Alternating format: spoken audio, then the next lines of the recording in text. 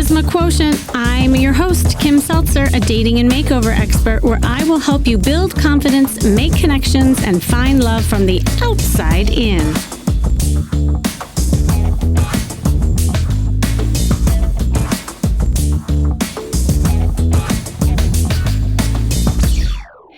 Today, I want to deep dive into something that you may struggle with, but you may not realize how it's affecting your dating life. And that is how you see yourself. It's a self-concept problem that has become your dating problem. And here's the truth. Your insecurities and unresolved self-worth issues are like silent magnets in your dating life. Low self-worth is like an invisible script running the show behind the scenes, and you probably don't even recognize it or realize it.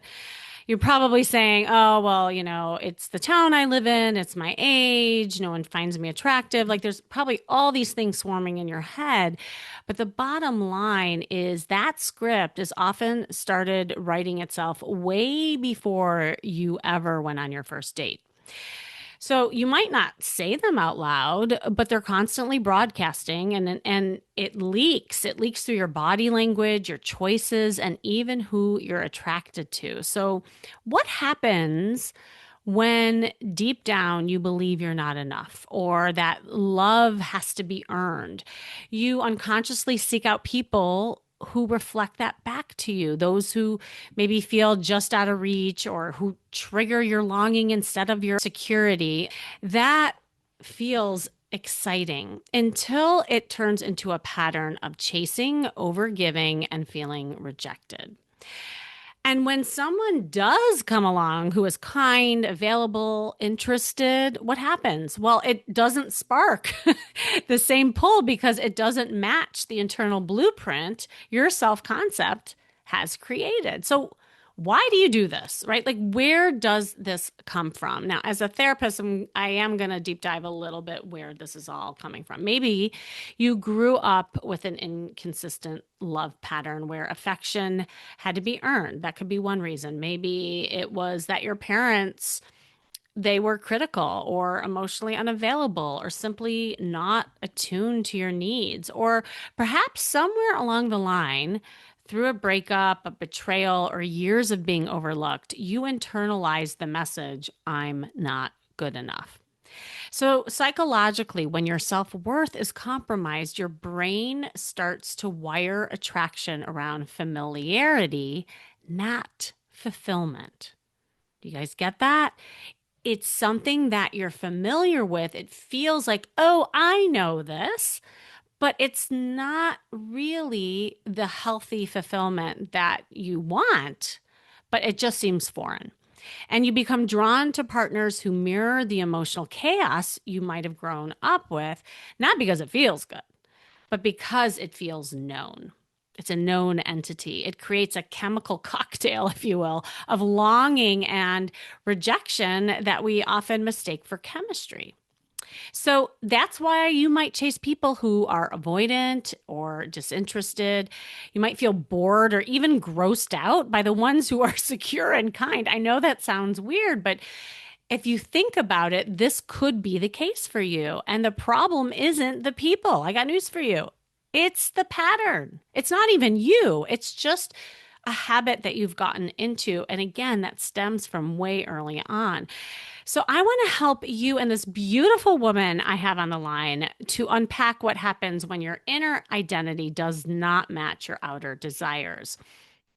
So we'll talk about why maybe you're drawn to people who reinforce your hidden insecurities, why self-worth is the silent magnet in dating, and how to start changing that story you keep telling yourself about your value, your attractiveness, and your love life. So I'm bringing this brave woman on she's a little nervous, and as you know, everybody is. And as I say to everybody, everyone is always invited to do these coaching calls, and they really are a coaching call. And I want to provide some value. And she's coming to me with a cocktail of confusion, and it's causing her to be stuck in a painful dating loop that might sound familiar. So one, she's not feeling attractive, even though people are telling her she is. Two, she can't seem to find the right person and she feels stuck in a pattern of chasing the ones who aren't available or interested. And three, when someone actually is interested, she's just not attracted to them. So I'm going to start peeling back the layers, exploring how she can shift her self concept and start seeing herself as worthy, desirable, and lovable. This is based on real confidence, not wounded attraction. Welcome, Jessica. Are you there? Hi. Yes, thank you. Hi, Jessica. It's so good to have you on. I'm so happy you are doing this. How are you feeling? I'm a little nervous, but excited for the opportunity. Yeah, good, good, good. Well, I mean, I just kind of presented some of the issues that you're having, but I would love for you to share just kind of like who you are and some of the dating journey that you've been through, and just so that everybody knows, where you're coming from. Sure. Yeah, so I am a single mom of a middle schooler and an elementary child, and I'm a nurse. I was married for 15 years and I've been divorced for 5. And I haven't had a relationship since I've been divorced. I've been on so many first dates, I can't even remember them all, but just never landed into a relationship. And I have met some great people. I've made a lot of friends.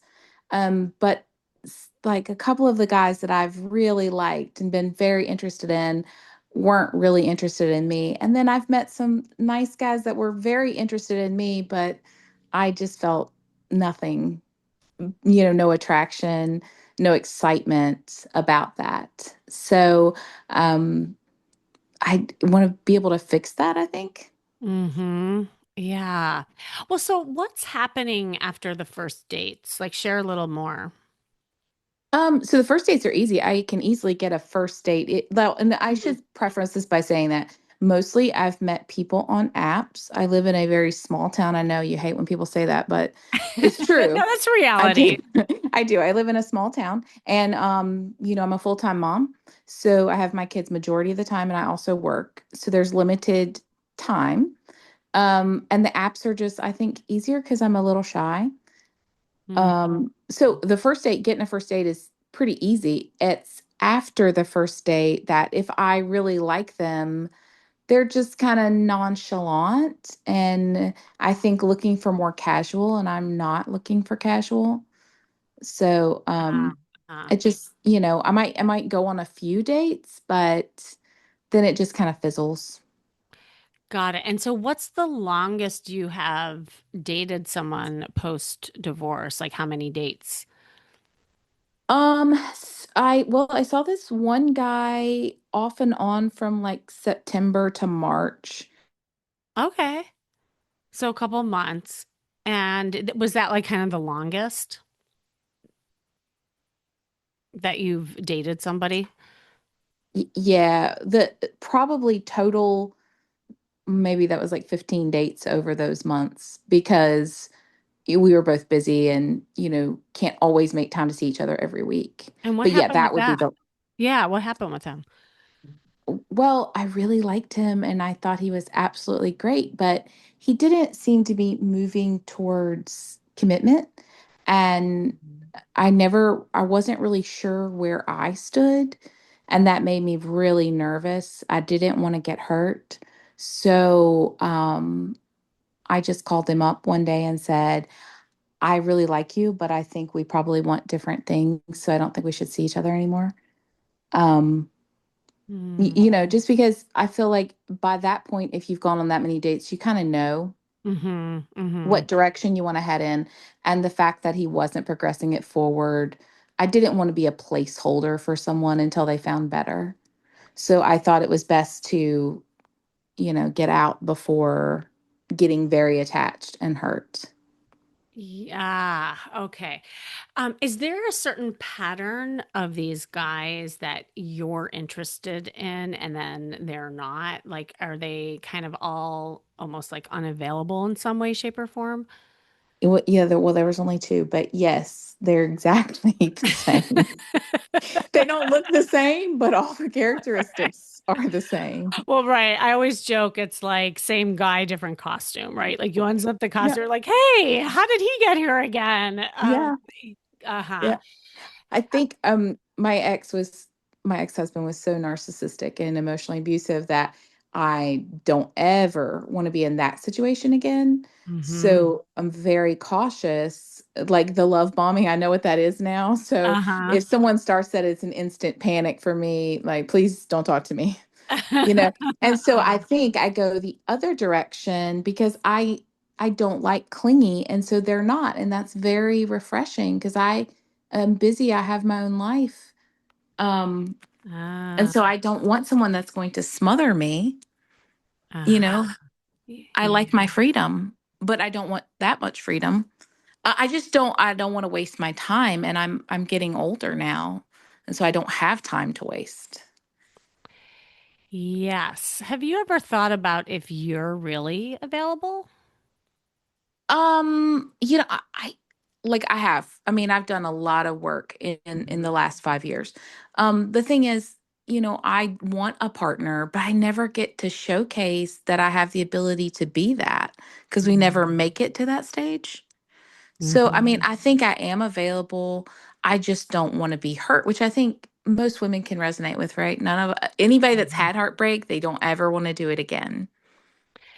Yeah, and and I don't know if you've ever thought about this, it depends like how you define available, right? Like you can be inherently a person who is available and wants it, but then the fear gets in the way. So then you keep people at a distance in fear of, right? And so I'm wondering if there's this kind of loop that's happening with, because you're protecting yourself, you're also not opening yourself up to, Oh yeah. right? And I would so, say that's for sure the case, yeah. Because it's easier, right? I know how to be alone. I'm very good at that. mhm. And I'm great at being a friend. But Ah, yeah, but the girlfriend thing, I'm just, I have very little dating experience. I met my ex-husband when I was 19. I grew up in a very religious family, and so dating wasn't allowed until I was a certain age. So the practice that most people already had in their life, I didn't. mm, And so grew up thinking that marriage was like the most amazing experience because that was my parents' experience. And so that filtered through their lens of marriage is amazing. And I came from such a loving family, and everyone in my family has been married for years to the same person, and they're happily married. It's not those toxic relationships you see, they're best friends, and that's completely normal. That's what I expected to find, and it's not. But I never really got the chance to practice those skills of how do you flirt with someone, or how do you know if they like you. So I'm like a 16-year-old in a 44-year-old body. It right. doesn't work out really well. Yes. Yeah. Well, and you're also trying to date as if you are in the PhD program, and quite honestly, you're in kindergarten, right? And Oh, so like you know it's what I'm saying? preschool for Preschool. sure. Let's okay. I was gonna say that, but I didn't want to go that far. But That's yes, true. for preschool. And with that, it's interesting because you're saying, well, I don't want to waste time. I don't want to get hurt. Yet you are not allowing yourself to be vulnerable enough to deepen a connection or relationship, or attract someone who's open to that because the fear factor is getting in the way, and you don't have the dating skills yet to really even know how to navigate it all, right? So it's like in efforts of you not wanting to waste your time, you're actually wasting a ton of time. Do you see that? Oh, yeah, for sure I do. I mean, I'm very much type A, right? And so I'm like, let's put this on a schedule, let's write a list, and let's move on to the next. So I think I'm skipping ahead trying to go from like 1 to 20. You know, I Right. don't want to waste time, so I'm like weed it out, but I'm unfortunately that's not going very well. And then the other part of that that's really hard is like when I was seeing the one guy, I remember when I matched with him and I couldn't believe that I matched with him because he was very handsome. And I just was like, oh, I can't believe a guy like that would want to go out with me. So that's always the other thing is I just never feel like am I pretty enough? Are they gonna like me? Do you know what I mean? And so that really adds to the anxiety of it as well. Yes. So let's talk about that a little bit because that's how we kind of started with this episode about not feeling attractive or good enough. Tell me more about that. Like what's happening in your brain and what how is that like also hindering you from connecting? Well, I think I was the girl that always had really pretty friends. And I was the funny one and the sweet one, and everybody wanted to be my friend, but no one was ever interested in me as like a female, right? I was a good friend and oh, your friend's hot, so can we talk? But no one was ever like, wow, that's the girl I want. And so I think that that's still what's in my brain is that, oh, they're not going to find me attractive because I'm not pretty. And so I always think that. So, I've heard a lot of what you've been talking about, like talking to everyone, Mhm. and that's like one of the first steps. I can do that if it's a woman. I can easily sit down and talk to any woman. And if it's like a little 80-year-old man, that's no worries. Right, because there's no expectations Right. around There's that. none. Yes. I'm a nurse. I know how to talk to older people. That's easy. But if you put me with somebody that's attractive and you want me to talk, I'd literally just clam up because I instantly feel I just feel insecure and like, oh, they probably don't think I'm cute and I'm just going to bother them. And, you know, Mhm. so I have a really hard time with that because I instantly start feeling very insecure. I'm that I haven't been able to get past. I've tried really hard. And, I've done a lot of things to make it better. I lost some weight and I've changed my hair and my makeup and my clothes, but it feels kind of like an imposter. You know what I mean? Mm. Because at the end of the day, I don't, that's not what I see when I look in the mirror. I was just going to ask that, Jessica. What do you see when you look in the mirror? I guess Quasimodo's sister. I'm not sure because I just I just do not feel attractive, And I don't I haven't as long as I can remember. I was not a pretty child. For sure. Let me tell you, I was not. I wore glasses and, had a space between my teeth. And of course, children are mean if you look different. And I was very shy. So that did not help my case because I did not have this blooming personality that overcame that. The Hmm. the one positive thing I can say about being an ugly child is it makes you funny in time because you learn to adapt with a sense of humor, right? But it stays with you for a long time, especially when you're not the pretty one and other people are. That's, because you identify as that. This is huge, right? I mean, the other stuff we talked about is obviously related to this, but this, I think, hits at the core of what is really, I think, blocking you. It's almost like kind of the love shields that I talk about. And I wonder, when you were younger and I know like your confidence started getting built through being the funny one, right? So you learned early on that, well, I'm the funny one, not the pretty one. Like there's that got translated, right? It's like almost like a blueprint that has been staying with you. Well, yeah, because for as long as I can remember, guys have been like, "Hey, I like your friend. Can I talk to your friend? Can you get me your friend's number?" Mhm. And so it just you get so used to being overlooked that you just think this is my role, right? This is what I do. Because, like I said, I have beautiful friends, Mhm. um, but I'm never the one that gets like head on, because I'm not a classic beauty, and some of my friends are. But it really does. It messes with you because then you're like, "Oh, I don't think anybody finds me attractive." How did your parents react to your feelings growing up, feeling like an ugly kid or being made fun of? Right. So I have amazing parents, but they really didn't understand it because they're like, oh, they're just jealous or ignore what they're saying. That's not true. You're beautiful. Because if you ask my parents, I'm amazing and beautiful and all the things, which is it's fabulous. I'm really glad that they think that, Hmm. but that's not how I felt, you know? Yeah. Did you guys as a family talk about feelings? Or was I that mean, kind of pushed under the rug and like, oh no, everything will be okay? And you know what I mean? Like it wasn't really, I think um, it was more, I mean, it was definitely okay to talk in my household about your feelings, mhm, um, as long as you weren't disrespectful. right, But I think that they just wanted me to, you know, like after I expressed it, then it's like, okay, well, move on. Do you know what I mean? Like this right, isn't a big deal. This isn't like why does that bother you? It's not true.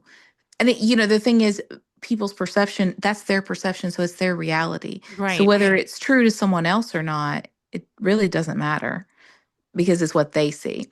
So I think for them it was inconvenient, right? I mean, and they weren't callous by any means. Mm-hmm, mm-hmm. Um, but I just don't know that they knew what to say or do because my mom's amazing and very self-assured. So she doesn't really care what other people think of her. It really doesn't change her outlook. But for me, unfortunately, I did care. I Yeah. wish I hadn't, but I did. What did you do with all your feelings then? I don't know that I really did anything with them. Probably just stuff them down and move on because Mm, I think I found my worth more in once you realize like I'm not that, then you move on to the parts of you that are good, which is that I was very compassionate and caring. And I was very good at encouraging other people, even from an early mm, age, loving on other people. And so I probably put a lot of my worth into that. And, bingo. because I was good at it. And Yes. I'm still good at it. I'm good at loving on other people. It's just It's I'm time not to so love good. on yourself, my I'm dear. not good at that part, yeah. So I want to get into like some things that could help you because, overall, I'm just going to say right now, this I know that like you desire the love that you deserve, but right now, this has nothing to do with the man. Yeah. Do you Yeah, hear I was the that? common denominator here. Yeah, I mean, like, and I say this with like such love and excitement because to me, that's where the power lives. Because there are plenty of men out there who would find you attractive, gorgeous, not narcissist, totally available, like all the things that you want. But it's not until you look in the mirror and you see sexy Jessica Rabbit, it's not Yeah. going to happen because you'll keep self sabotaging that. Yeah. Yeah, I know that's true. And that's why my ex, it was so easy for him, right? Oh, Because he came in yeah. and said all the things that I always wanted somebody to say. And so even though the words and the actions didn't match, you know, words to women are amazing, right? Yes. And with a narcissist, you were perfect for him because guess where all the attention went? To Yeah, him. to him, it did. You're Until right. it didn't. And then that's when they leave or blame you or find somebody else or something else. So that's the loop. Right. And so I want to get into some like just actionables that you can really just focus on because right now, because you're a perfectionist, you're going from A to Z. So you're being very outcome based when you're trying to like swipe right. Uh, Yeah. you know, and because of what you're saying, you're almost numbed out. Like you're swiping, but you're not really connecting. You're like, "Oh, I'm dating," but are you really? Because all these other things are in the way, right? And so I want to help you just like breathe a little bit, knowing that you don't have to be perfect. You don't have to like even focus on the man. Like I'm taking the man away from you right now. I'll get him back. I promise. Okay. But I want to take him off the table. And this is like about you and being Queen Jessica. Yeah, I just have such a hard time with that. Yeah, I I mean, know, I yeah. know that this is, I mean, I'm telling you, this is the sticking point. And because of all these like years of you not recognizing your inner and outer beauty, because it is intertwined, right? You only see your self-worth as what you can give to others, not yourself. Yes, that would be true. Right. So I want to flip the script because and once it happens, I swear, like, this is gonna, like, just, it's gonna open you up so much. Um, and the first question is like, if you were to visualize this sexy, beautiful, attractive Jessica in the mirror, what would you see? Like what would be different about you? And you can like you could say whatever you want. Like I just don't know what you're finding attractive. Well, I would look totally different, maybe. Like what? Well, Like tell me, visualize it. Like what would you be looking like? I would just look less cute and more hot. Love it. Okay, let's go with that. What would be hot? Like when you see celebrities or friends, these friends you speak of. Who They what do they wear? It's not even that. They just have this aura about them that Hmm. like they we could be wearing the same thing, but Okay. they just have this very cool aura about them. And it's because they are self-assured, right?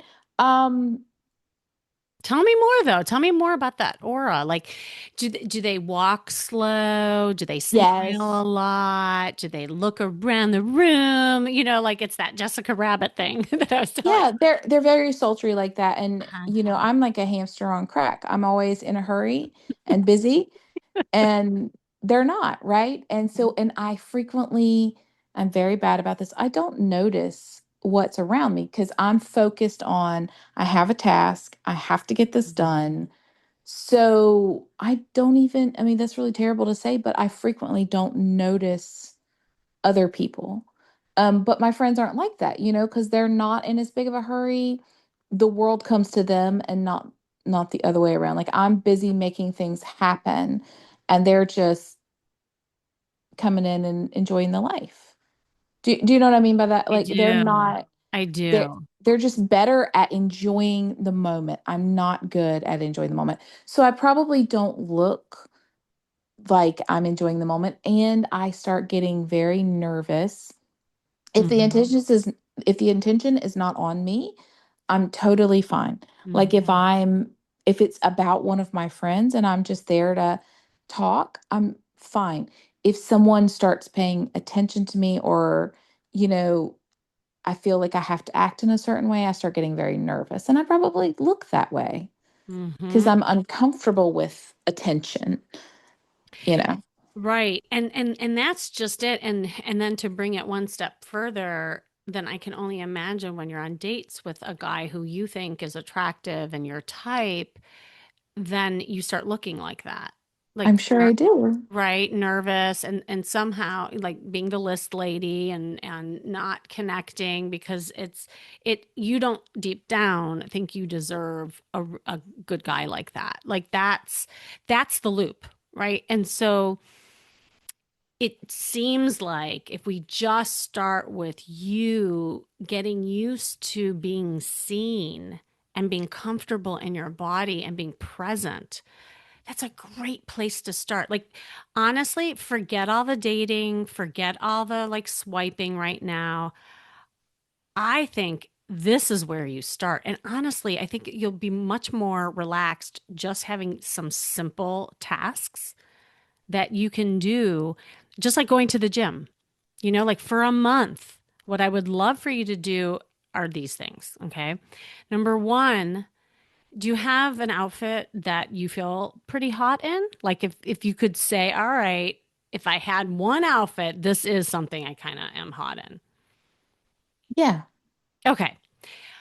So if you had like one or two outfits, I know this is going to sound really weird. I want you to put that outfit on, and once a week, I want you going to a public place and just walk around and notice who's noticing you. Okay. I mean, Okay. yeah. Yeah, what's your question? I Yeah. just no, I'm just thinking about myself going to like the grocery store like that Yeah, and people totally. looking at me like, what has happened to A you? hundred What percent. happened? Yeah, look, I don't know if I think you heard my red dress story and moment. I mean, this is what happened to me when I had my red dress moment and I put it on and I just had to get used to being seen. I mean, I literally put on that red dress and I walked my dog in it. I went to the cafes in it. I went to the grocery stores in it. I want you doing the same thing because I feel like you're on a very similar journey that I was way back when I first got divorced. And just do that and then go home and journal how you felt. And I want you to do that just once a week for a month. Okay. And you could practice going to different places. I would love for you to up the ante and go to places where men are, like Home Depot, we're talking, or the barber shop, because I know Okay. you can go and into like, a yoga studio or probably 80%, unless you're in California, are women. But, you know, I want you to kind of start with women, that's fine, but really see if you can do that. I'd love for you to graduate where you're sitting at a nice lounge somewhere at a bar and get all dolled up and just sit there by yourself and just you don't have to talk to anybody. Just look around and just feel comfortable being hot sitting there. I did that once before. I went out and Yeah. I solo travel. So I do go by myself. I just don't usually talk to men that are under 80. But Well, yeah, we'll I get did. there. Yeah, we'll get It there. feels uncomfortable. I mean, when I'm out of town, for some reason I feel much more comfortable.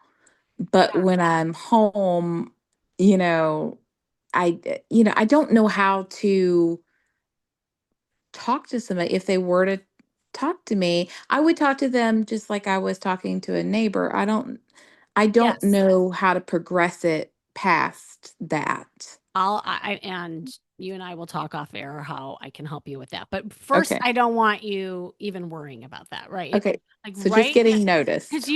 you're already skipping ahead. Right You're now, right. I just want you. And by the way, I have a whole podcast called. You should listen to this one called Vacation Mentality because you're not alone. Like, why is it when we're on vacation we're able to do some of these things? Well, many reasons. We're not in our hometown.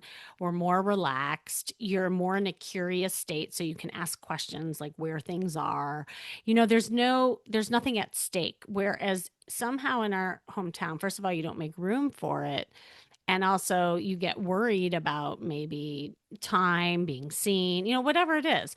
So it's almost like have this vacation mentality in your hometown, get all dolled up and just go to different places and for like an hour a week, like going to the gym, just get used to being seen. Don't worry about talking. Now, if somebody starts talking to you, bonus points, like then we'll like move on to the next thing, and I'll help you with the progression of conversation.